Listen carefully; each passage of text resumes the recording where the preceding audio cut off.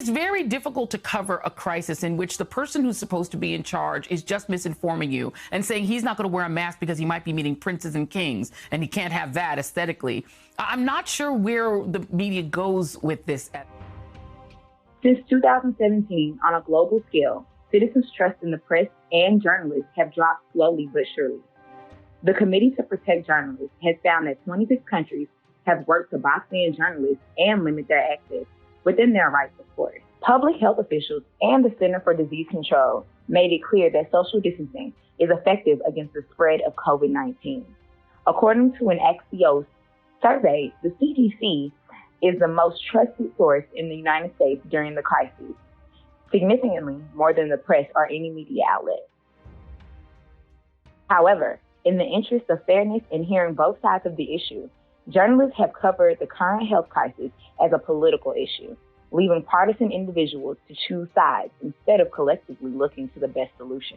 In a recent Pointer newsletter, Tom Jones noted that cable news viewership indicates such a divide. MSNBC, CNN, and Fox have seen unprecedented viewership over the course of the stay-at-home orders. The newsletter points out that these are record numbers. Cable news networks have had to reassess how they inform a newly interested and worried public with true and honest reporting, while tolerating the misinformation campaigns from the President of the United States. Supposing we hit the body with a tremendous, whether it's ultraviolet or just very powerful light, and I think you said that hasn't been checked, but you're going to test it. And then I said, supposing you brought the light inside the body, which you can do either through the skin or in some other way. And I think you said you're going to test that too. Sounds interesting. We'll get the right folks who could. Right, and then I see the disinfectant. My first question is, you said that you don't take responsibility, but you did disband the White House Pandemic Office, and the officials that were working in that office left this administration abruptly. So what responsibility do you take to that? And the officials that worked in that office said that the White House lost valuable time because that office wasn't disbanded. What do you make of that?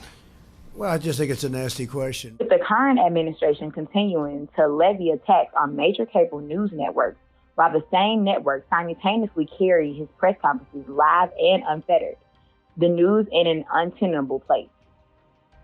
For the news to be effective and regain public trust during this pandemic, journalists have the obligation to find the best practices that inform the public and puts objectivity on hold, possibly for good. Briefings from the White House are a litany of things from the president that would be awesome if they were true, if they were happening, but they're not. And so the sooner we come to terms with that, I think the better for all of us.